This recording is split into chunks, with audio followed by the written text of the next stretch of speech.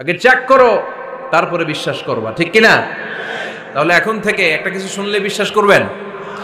একজন এসে বলল, ভাইজান আপনার মেয়েরা দেখলাম আরেক ছেলের সাথে বাজারে ঘোরাফেরা করে, ওই রমনার বটমূলে দেখলাম আপনার মেয়ে আরেক ছেলেরে নিয়ে ফষ্টি নষ্টি করে, লোকের কথা বিশ্বাস করে বাসায় যে মেয়ের চুলের মধ্যে ধরে মাইর, আইজো মায়ের কাইলো মাইর। এরকম হইতে পারে না? হয়তো ওই লোক আপনার মেয়ের মতো দেখতে আরেক মেয়েকে দেখছিল। এরকম হয় কিনা সমাজে? একজন এসে বললো, ভাই আপনি এখানে ভাবিরে তো দেখলাম ওই জায়গায় আরেক লোকের সাথে ঘোরাফেরা করতেছে, খবর রাখেন না বাসা? আপনি রেগে মেগে, ঘটনা কি? আমার খেয়ে আমার পরে আরেকজনের সাথে, যে এই বাড়িতে যে মায়ের, কোনো কথা নেই। দেখবেন যে ছোট্ট মারামারি থেকে এই ঘটনা অনেক সময় বিচ্ছেদ বা ডিভোর্স পর্যন্ত গড়ায়, ঠিক কিনা? ওই যে শোনা কথায় কান দিচ্ছেন, ফাতাবাইয়ুন, আপনি চেক করেন নাই। হয়তো আপনার স্ত্রীর মতো দেখতে বা আপনার স্ত্রী যে জামা পরে, যে পোশাক পরে, এরকম পোশাক পরে আরেক নারীকে দেখছে, আপনার বউ না এটা।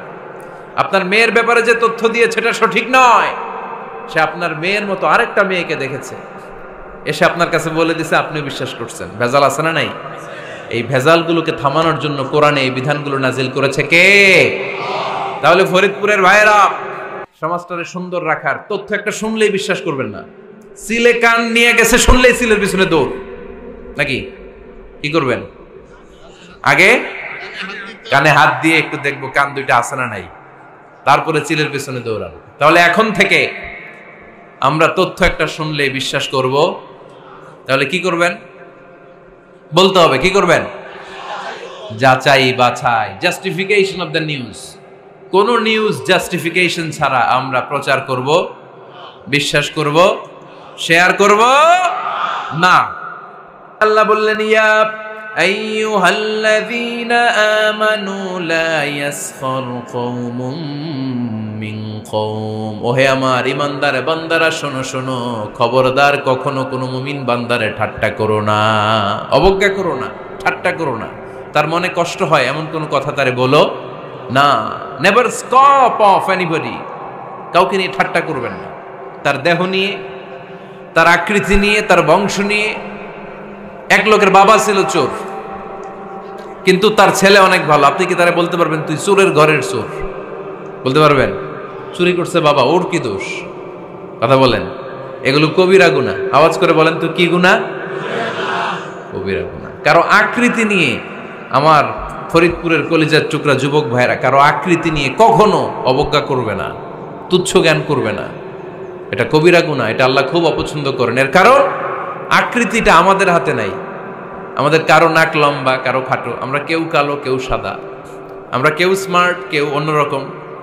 তো এই যে আমাদের এক এক ধরনের আকৃতি, এটা কি আমি বানাইছি? আপনি বানাইছেন? দিছে কে? এই জন্য কারো দেহের গঠন নিয়ে যদি আপনি অবজ্ঞা করেন, এটা প্রক্ষান্তরে আপনি স্রষ্টাকে নিয়ে অবজ্ঞা করলেন। কারো দেহের আকৃতি নিয়ে যদি আপনি তুচ্ছ করেন, তাকে তুচ্ছ করেননি, আমার রবকে আপনি তুচ্ছ করেছেন। চিল্লায় বলেন ঠিক কিনা? খবরদার, তুই কালু, তুই লম্বু, তুই মোটু, তুই কানা, তুই রোহিঙ্গা, আছে না নাই? ইদানিং ইদানিং এটা খুব চলে। এই রোহিঙ্গা নামটা আছে না? ফরিদপুরে এগুলো ঢুকে নাই না? আমাদের ওইদিকে দেখি কি অবস্থা, কারোর সাথে কেউ লাগলে তুই রোহিঙ্গা। কি আশ্চর্য, এই গালি কবে আসলো? হ্যাঁ, অনেক ধরনের গালি। ঢাকায় আর একটা চলে ফইন নির্বুত, কি বলে? এই এগুলো আগে শুনি নাই আমরা, রিসেন্ট এগুলো বলা শুরু করছে। ফইন নির্বুত, রোহিঙ্গা না, এগুলো বলে আপনি কাউকে অবজ্ঞা করতে পারবেন? পারবেন না। খবরদার, এটা কবিরা গুনাহ, এটা ছোট গুনাহ মনে করবেন না। কারণ আকৃতি নিয়ে তুচ্ছ করা যায় না, কারণ আকৃতি দান করেছে কে? হুয়াল্লাযী ইউসাউইরুকুম ফিল আরহামি কাইফা ইয়াশা লা ইলাহা ইল্লা হুয়াল আজিজুল হাকীম। তিনি এমন সত্তা যিনি তোমাদের চেহারার অবয়ব দিয়েছেন, তোমাদের আকৃতি দান করেছেন তখন যখন তোমরা মায়ের পেটের ভেতরে ছোট্ট জোকের মতো ছিলা। মায়ের পেটের ভেতরে আমরা যখন সবাই এত ছোট্ট, তখনই আমাদের চেহারার আকৃতি দিয়েছে কে? কে সুন্দর হব, কে ছেলে হব, কে মেয়ে হব, কে মোটা হব, কে চিকন হব আমার ইচ্ছা হয়েছি? আওয়াজ করে বলতে হবে, কার ইচ্ছায়? প্রত্যেককে যদি আল্লাহ প্রত্যেকের নিজের চেহারা ডিজাইন করতে দিতেন, আল্লাহ যদি বলতেন তোমার চেহারাটা কেমন হবে তুমিই ডিজাইন করো, তাহলে আপনি আপনারা কেমন বানাতেন? হ্যাঁ বলেন, ফরিদপুরের ভাইরা বলেন, সুন্দর করে বানাতেন তাই না? সবচাইতে স্মার্ট, সবচেয়ে সুন্দর করে আমি আমার চেহারাটা বানাতাম যদি আমাকে ডিজাইন করার সুযোগ দেওয়া হতো। কিন্তু এই সুযোগ তো আল্লাহ দেন নাই। ডিজাইন স্বয়ং করে দিয়েছেন কে? কোন নারীকে যদি আল্লাহ বলতে এই নারীরা তোমাদের চেহারা কার কেমন লাগবে তোমরা বানাও, প্রত্যেক নারী কি করতো? বিশ্ব সুন্দরী করে নিজেকে বানাতো। খুদ ধরার মতো কোনো জায়গা সে নিজের জন্য রাখতো না, ঠিক কিনা? কিন্তু এটা আল্লাহ দেন নাই। এই আকৃতিটা আমাদেরকে সরাসরি দান করেছেন কে? খবরদার, আমাদের অনেকে বিকলাঙ্গ, আমাদের অনেকের হাত ছোট, পা বড়, দেখতে মোটা, কেউ চিকন কেউ কালো। খবরদার, কারো আকৃতি নিয়ে কখনো কোনো অবজ্ঞার সুরে, ঠাট্টার সুরে কোনো কথা আমরা বলবো না। রাজি আছেন? সবাই রাজি আছেন? আল্লাহ রাসূল সাল্লাল্লাহু আলাইহি ওয়াসাল্লামের এক সাহাবী ছিল, নাম ইবনে মাসউদ রাদিয়াল্লাহু তাআলা আনহু। উনার পায়ের নলা ছিল খুব চিকন, অস্বাভাবিক চিকন, স্বাভাবিক না। তো উনিও এটা ঢেকে রাখতেন, দেখাতেন না কাউকে। একদিন উনি খেজুর পাড়ার জন্য খেজুর গাছে উঠলেন। খেজুর গাছে ওঠার পরে নিচ থেকে সাহাবারা পায়ের চিকন নলা দেখে ফেলছে। দেখে সবাই হাসি, সবাই হেসে কুটি কুটি। বিশ্বনবী বললেন, হেসো না, খবরদার, আমার ইবনে মাসুদের পায়ের চিকন নলা দেখে হেসো না। আমার ইবনে মাসুদের এই পায়ের চিকন নলা যদি মিজানের পাল্লায় উঠিয়ে দেয়া হয়, কিয়ামতের দিন উহুদ পাহাড়ের চেয়েও ভারী হয়ে যাবে। খবরদার, আমার ইবনে মাসুদকে আমার আল্লাহ অনেক পছন্দ করে, তার পা চিকন দেখে তাকে তুচ্ছ করো না। আল্লাহর হাবিব সাল্লাল্লাহু আলাইহি ইসলামের 11 জন স্ত্রীর মধ্য থেকে একজন স্ত্রী ছিলেন একজন স্থূল আকৃতির, অবিসিটি ছিল, একটু মোটা। ওনার নাম ছিল সাফিয়া রাদিয়াল্লাহু তাআলা আনহা। আম্মা জান আয়েশার সাথে একবার সাফিয়ার ঝগড়া। নবীদের বউদের মাঝে মাঝে মাঝে ঝগড়া হতো, তবে সেটা হতো মধুর ঝগড়া। সুবহানাল্লাহ পড়েন।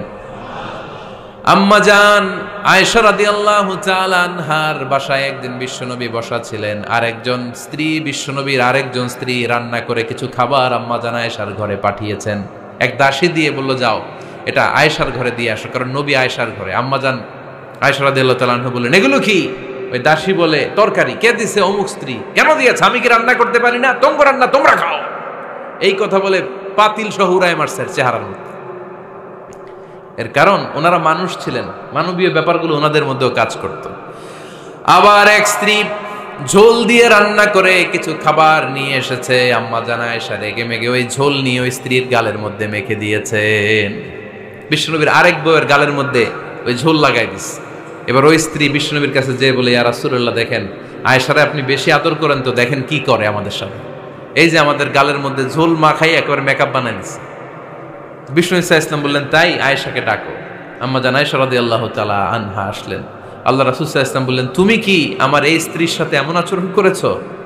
আম্মা জান আয়েশা বললেন, করেছি। কেন? আম্মা জান আয়েশা বললেন, তখন মেজাজটা গরম ছিল, এখন বুঝতে পারতেছি আসলে এই কাজটা করা ঠিক হয় নাই। এবার বিশ্বনবী বিচার করবেন। বিশ্বনবী বললেন, আল কিসাস, যেমন করা হয়েছে বিচার হবে তেমন। তোমার গালে যেমনি ঝোল লাগাই দিছে, তুমি একটু ঝোল নিয়ে আয়েশার গালে লাগাই দাও। সুবহানাল্লাহ পড়বেন না?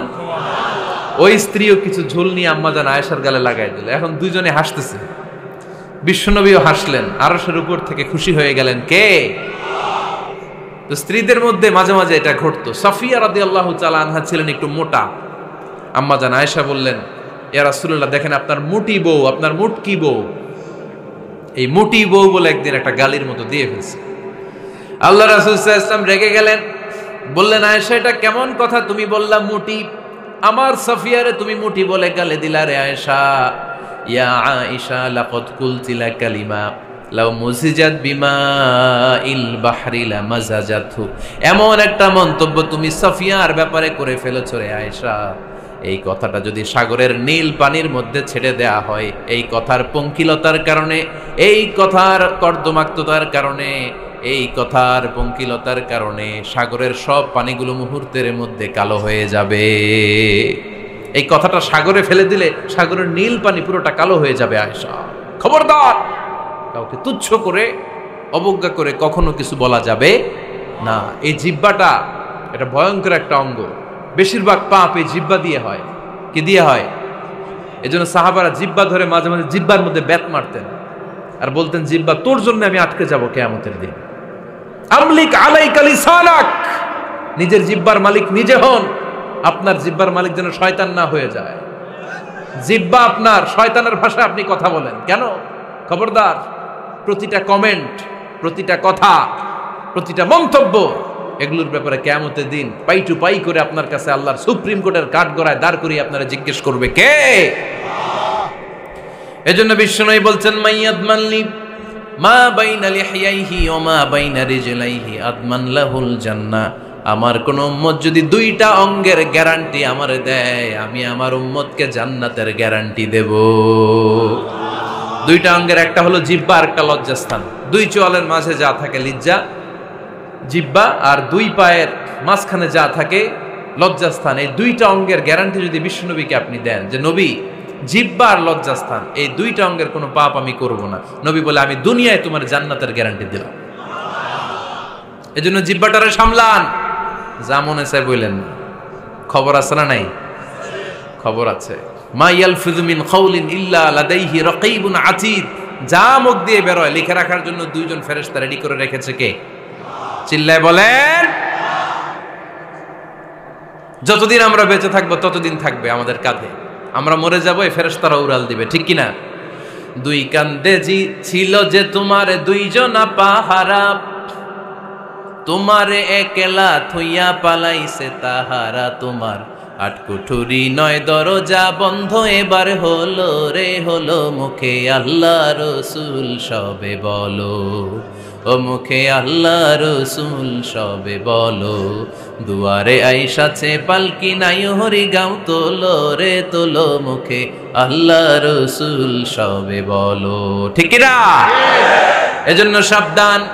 আমলিক আলাইকা লিসানাক, নিজের জিহ্বার মালিক নিজে হন। মন যা চায় মুমিন তখন ইচ্ছা মতো মন মতো কোনো মন্তব্য ছুটতে পারে না। বিশ্বাসী বলে যদি নিজেকে দাবি করেন, নিজের জিহ্বার মালিক নিজে থাকার দরকার আছে না নাই?